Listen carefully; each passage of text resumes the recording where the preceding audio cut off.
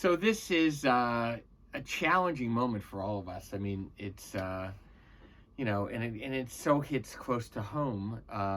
I keep hearing the word Kiev and thinking, my grandfather called it Kiev because that's where he fled from in 1904 with his younger brothers and his father to get out of what were the pogroms happening and to make it here to find a safe place to call home. Very much a refugee. Your family?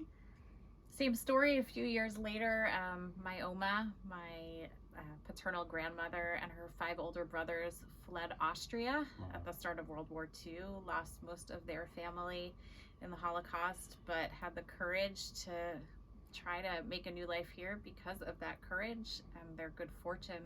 Here I am today. Whether it's one generation or 2 or 3 or 4, all of us are refugees.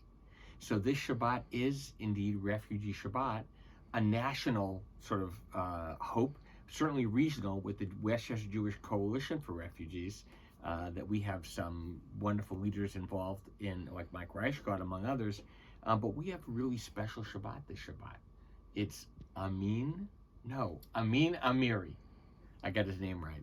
An Afghani refugee who's going to be here. But given the ongoing situation in Afghanistan and his security concerns for himself and his family, we learned just this week that he is only really able to speak to those who are here in person. We're not allowed, he is not comfortable sharing over digital media. So we know that that's a disappointment for some who can't be here, but if anyone is in town, please come in person, show your solidarity, hear his inspiring story. Which is part of our story, because it's all connected, no matter where you come from.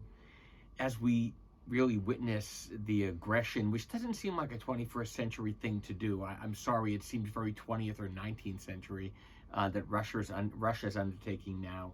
Our prayer and hope is with the people of Ukraine, and really with all people who are seeking peace in this crazy moment. So join us. Our service, of course, will still be live streamed if you're coming just to say Kaddish or just joining us in those prayers for peace. That part will be online, and then immediately following, we'll get to spend a little time with Amin. Shabbat morning, I just want to give a shout out to the Bernhardt family to say Mazel Tov to Jack, who's becoming Bar Mitzvah. You've got Chaver Torah, you've got musical minyan, lots more going on that you can read about. Lots more happening, and so we send to you with lots of hope and hope for light in this world. Shabbat Shalom.